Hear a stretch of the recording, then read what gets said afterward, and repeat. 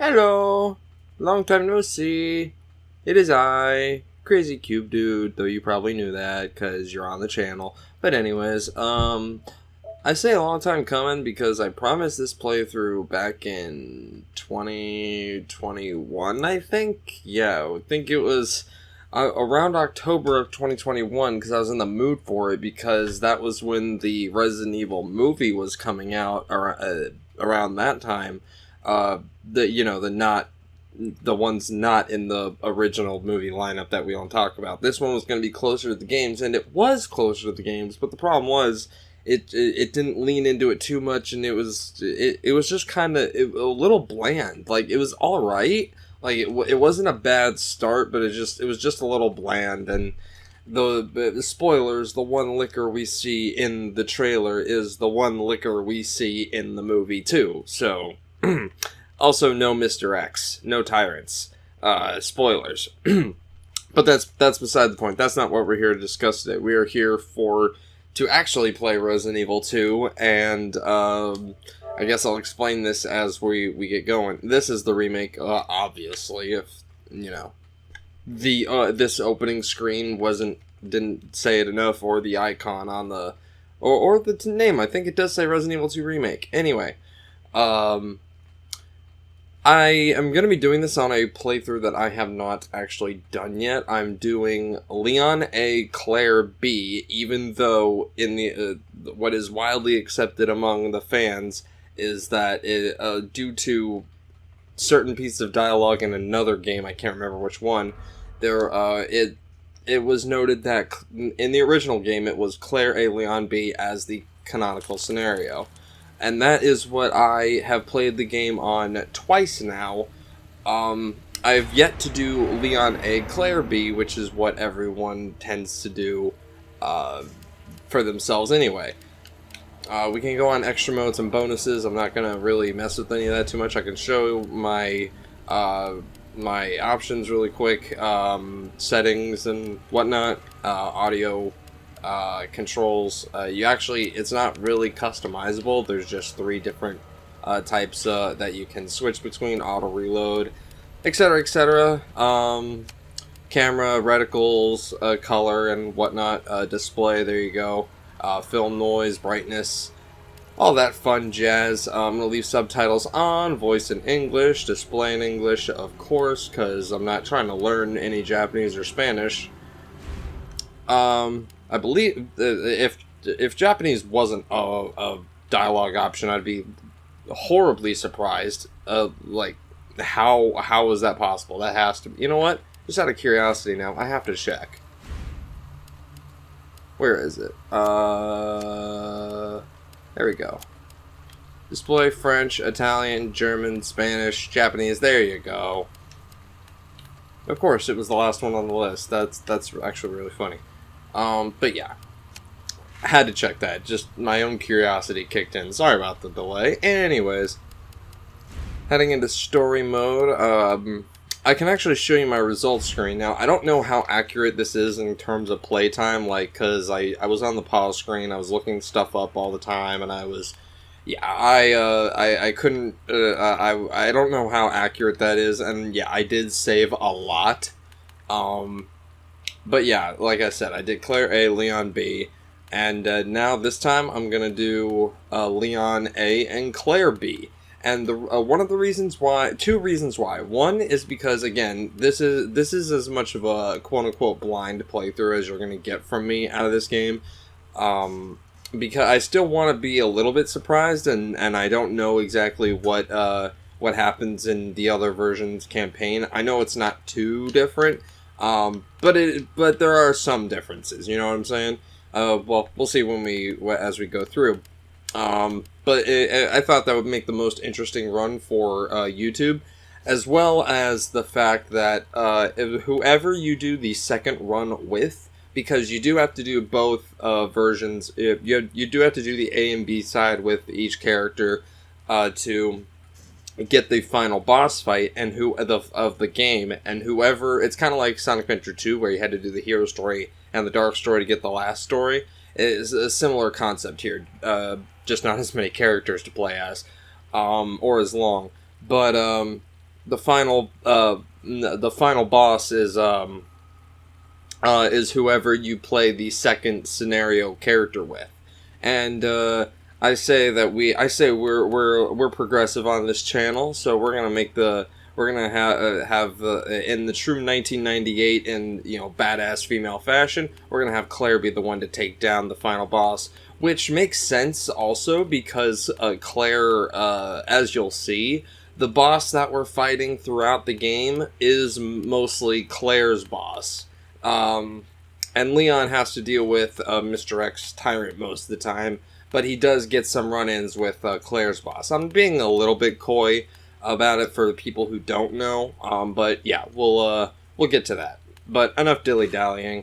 I do plan on getting all the S plus ranks eventually, just because this game is really, really fun, and they did a really good job.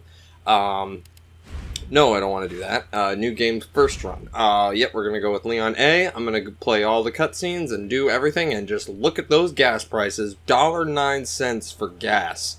Holy crap. You can tell this is 1998. I would be playing this in hardcore, but again, I've decided I can save that for an extra run when I'm not trying to focus on making a playthrough and explaining things along the way and whatnot. So we're just going to go for standard, and yeah, let's just dive right into it.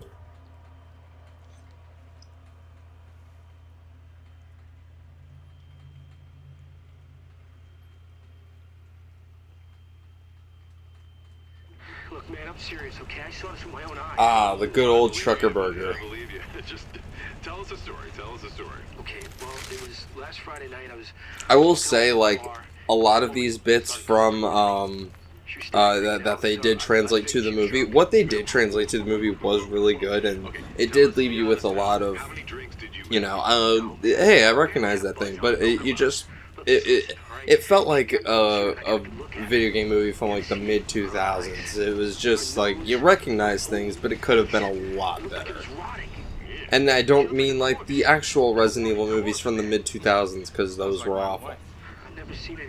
The one thing I remember out of it was in Resident Evil 3, I believe. It was right at the beginning of Jill, or not Jill, but the other one, having powers. I can't remember even the main character's name.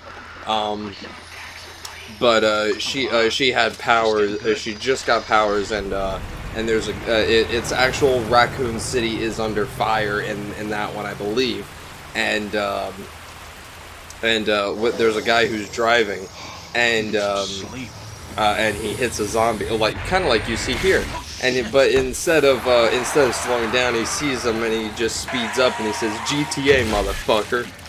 And they roll over his car and he goes, "Yeah, 10 points." But obviously I think he knows it's a zombie at that point, and this guy does not know this girl is a zombie. And if you were listening on the radio, the guy on the interview show was talking about someone else who he would encounter who was a little bit different, and not in the sexual way.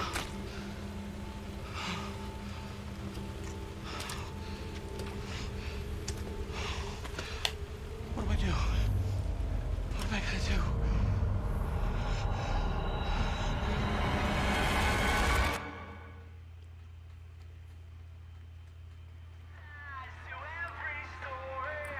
That is not where we get our title card. We actually have our intro of whatever character we're playing as first.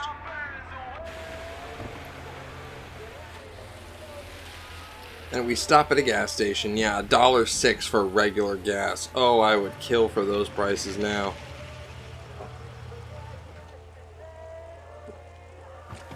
Back in the days where $15 would probably fill you up.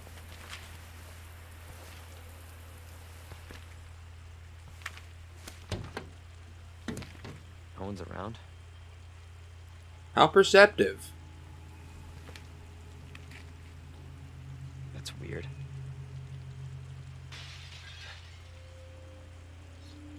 I will say, like, I believe it was around, well, not quite this time. This was still like a good bit into into them having the RE engine that they used for, I believe it started in Resident Evil 7, but they used it for Resident Evil 7, DMC5, obviously this game, and so on and so forth.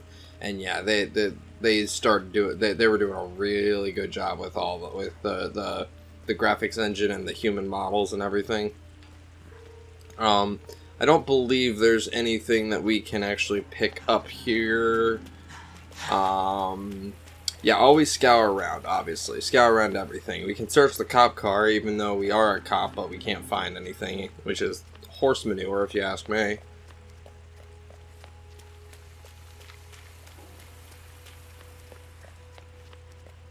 Let's see. Yep, let's just head on in. Yes, we are open. Are you, though? I have a couple friends who work at gas stations, and I've worked at one myself, especially on overnight shift, and they lock the door sometimes. Either to get stuff done, or because we don't feel like dealing with anybody for a bit. I actually love the realistic look of this gas station. Got all the cigarette carts back there. Got lighters here, even though none of these are big. These are obviously like the cheap crackhead lighters. You guys know what I'm talking about. Either that or... No, they're supposed to be big. Yeah, look at that. They got a tiny little like star logo on them. They're supposed to be big, but it's not exactly big. I can't exactly make out what it's supposed to be. The light is barely not letting me. Looks like Ellie? Could be Ellie. I don't know. File? I don't know. It's supposed to be big, but they look more like crackhead lighters. They don't have, they're more flat and curved on the sides than they are just straight oval. You alright? You ask an officer if he's alright, or I think that's a store employee clerk. Don't move, I'll be back for you. He's bleeding out of his neck, and this place is looking ransacked. Can I get a cup of coffee or something? Cold drinks, free drink for my troubles, please? Please? I used to give free drinks and stuff to cops all the time that came to my store. Ah, no dice. Oh well. Maybe I won't come back for you. How about that? Oh, this is the back. This is the the back room here. Hey, what are you doing? Did he shut the door on us? What happened? And who was talking? Was Leon talking to us? What happened? Oh, whatever. And now we get the classic Resident Evil intro. Always gotta have a zombie. Always gotta have a sweet zombie mugshot.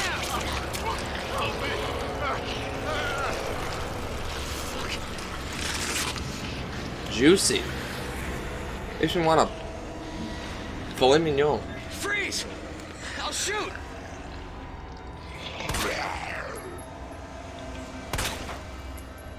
Now, if you're lucky and can get a headshot, or if you're lucky and can get like a critical headshot or something, then you can usually take them down. What you can also do is, and I'm going to try and demonstrate it in just a second, is kind of kite them around and lure them. As I'm about to attempt to show you, we have to go this way, and this is the kind of the tutorial to search around and look for important things using key items. I didn't even read that, but I think I don't have to tell you how to use key items. You open up your inventory, examine it, because there's actually, I believe there's either a trophy or something for examining everything in the game.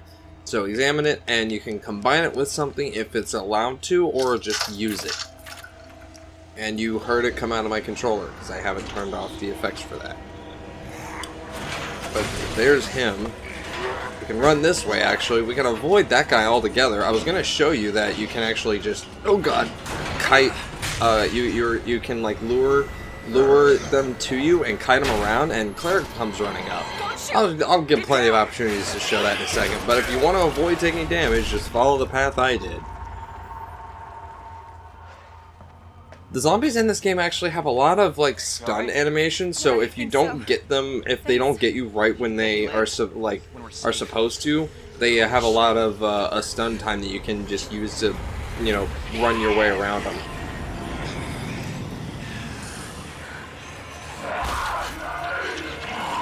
Clair actually has some nice blue eyes.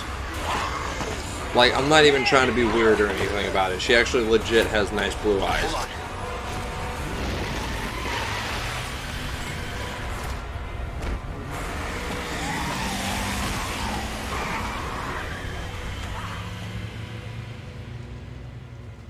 Of course, plot armor, we make it out of there without a scratch. What the hell is going on? I don't know. Hopefully they'll have some answers at the police station. Wait, you're a cop? Yeah. If we were Claire, we would have done that segment as Claire, and Leon would have walked up on us coming into the convenience store there, the gas station. I'm looking for my brother. He's a cop too. Well, it's a good thing we found each other.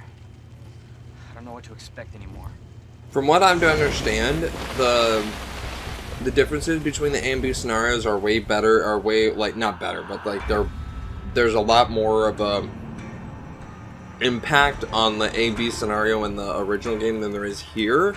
In this game, for the most part, other than the bosses that you fight, it's pretty much just a character placement swap. As far as I know, again, that's why I'm trying to play this for myself. I want to see how much of a difference, like, what differences there actually are. Because I think your character may or may not get, like, I think there are character-specific weapons, but I've seen it where Leon has a shotgun and Claire has a shotgun, so I don't know exactly, I don't know. Though my memory does tend to, like, run a lot of things together, so. But yeah, that was the sweet intro. Resident Evil 2 Remake.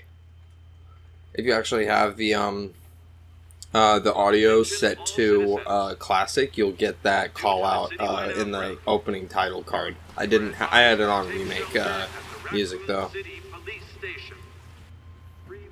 Take shelter at the Racoon City Police Station. God, this is so unreal. Police station's not much farther. They'll know something. Yeah, but what if we're the only ones? What if there's no survivors? No, there's survivors. It's a big city.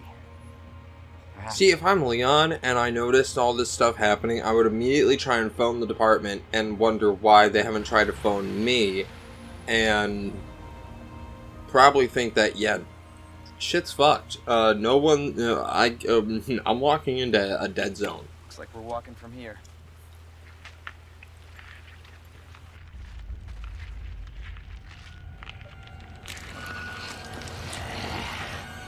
More like running. Yeah, good call. Leon, you gotta back up. Yeah, the civilian is telling the cop what to do. Yeah, this is realistic. What the? Oh, and here's the truck. Holy shit. There, get out.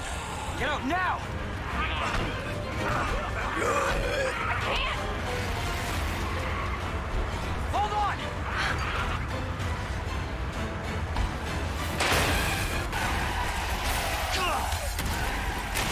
So you just got plain lucky with the truck losing control and sliding horizontally. You literally just got plain lucky. Again, plot convenience. Oh, and of course the gas line broke.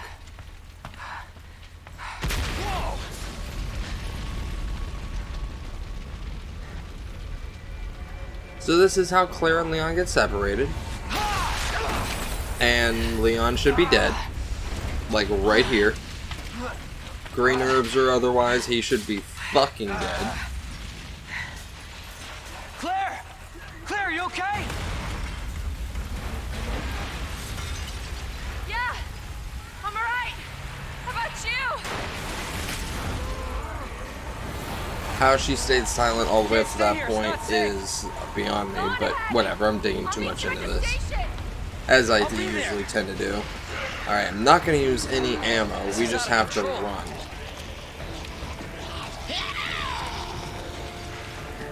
There's nothing for us to pick up here, I believe.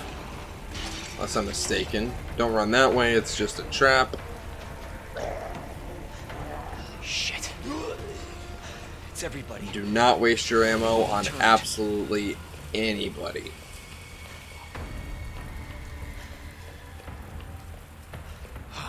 There it is. The station. Took a slight little detour.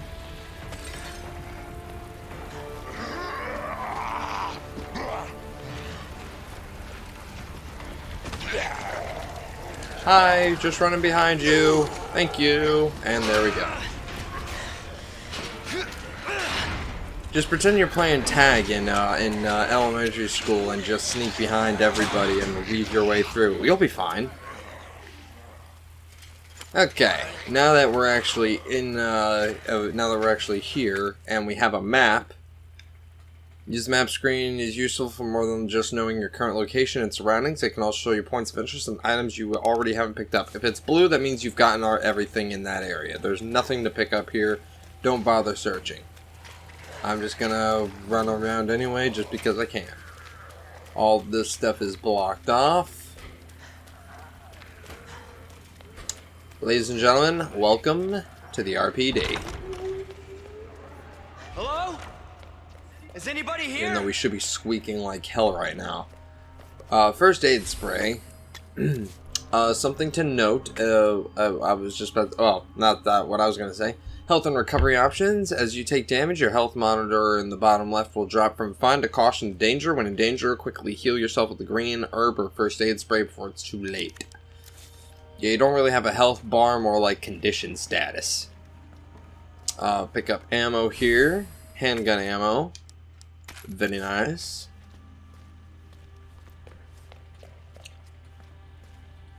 This is the storage box. This is a magical storage box. Any storage box you find within the game, they're all linked together. Not between runs. You can't give something from Claire and give it to Leon and vice versa. It's just within that playthrough, everything is saved. So something with key items like that, no pun intended, because it's a storage room key. If it has a red check mark like that in the bottom right, that means it is done. You no longer need it for any sort of purpose. I can just store it here because I'm a hoarder. But if you needed to get rid of it for inventory space, you could just drop it with no consequence. And if I don't believe you can drop something that that is a key item that you need to. You can't soft lock yourself. You can't hard lock yourself. But if you do drop something, the game will tell you you are discarding it. You can't pick it back up. I would grab the Samurai Edge Albert model because of its 15 shot capacity versus a 12 shot. But I'm not entirely... It may do more damage or something, but I'm not entirely certain that you can upgrade it like you can this one. So I'm going to stick with the Matilda besides. I want to do an everyman's playthrough, right? Kinda. You know what I'm saying? So we're going to grab that. I'm not going to get that quite yet. Need a knife for that. Need the key for that. That's our eventual end goal here in the RPD. That's also where that's actually where we have to go. Don't worry, I'll grab that laptop in a minute. This is just the second floor. We could brute force this right now, but I literally don't see a reason to. We're gonna find the key code for it eventually, and I don't remember what it is. We need a key card. Need the key for that. Got ammo over here. I don't believe it. I don't like. It's not that I don't believe in it. I just don't like it personally for my own playstyle. I don't like leaving things around for myself to come back and pick up later. I would just rather take it with me if I can carry it and just use it whenever I need it. Store it away. Make my choice with it. You know what I'm saying? So the only reason this is still red is because that's marked here. If I knew the combination for the safe, I could grab, I believe it's an upgrade for something, but I don't remember what it is. I can read this though. Welcome to Racoon City. Did you know while we are home of the pharmaceutical giant Umbrella Corporation, Racoons, they're the ones responsible for all of this, by the way, everything in the Resident Evil series. Racoon City is a vibrant and dynamic city with a long, rich history of its own. In this guide, we'll introduce you to just a few more unusual points of interest our city has to offer. The Racoon City Police Station. The building in the center of our town wasn't always a police station. In fact, it used to be an art museum. Various features like the unusual clock tower and the goddess statue in the main hall remind us of its bygone era. Orphanage. Just a few blocks from the police station is an orphanage found and run by an umbrella corporation in the help of generous donations from businesses and citizens alike. The building is known for its stained glass window, which attracts visitors from all around the world. So, this used to be an art museum. The Racoon City Police Department and the orphanage is very, very close. And that's actually a key note, because that'll explain why everything... Green herb, by the way. Keep those. They heal you. Mix it with other herbs or another green herb, they'll heal you even more. Can't go in there yet. We need the key. And I don't know exactly what the combination for that is. This room is creepy, by the way, because it's a hardwood floor on the second floor. And if you're listening for Mr. X later and zombie footsteps, and you can't make out other footsteps from your own, it's quite creepy. But yeah, I don't know the code for that safe. I don't remember it. If if I go too long without grabbing it, I'll probably just look it up in between parts. Somewhere along the lines, but all the codes and for all the safes and everything are around. You may just have to write them down because they aren't saved. Kind of like System Shock, which is another game I'm recording. We could save right now, but I'm gonna actually activate this first.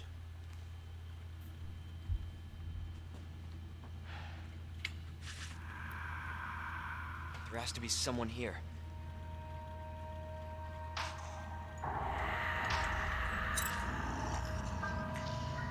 Not good. David! Marvin! You there? I found a way out! It's in here!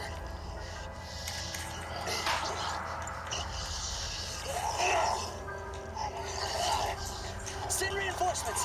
East hallway! East hallway. I gotta find that guy. I'm pretty sure you could move on without activating that. View map. Gives us an objective to go towards. Again, I don't think you had to do that, but it was there for us. I am going to make a save point, and yeah, these are all my old saves. Quite honestly, I'm not super attached to these, so I think I'm just gonna, yeah.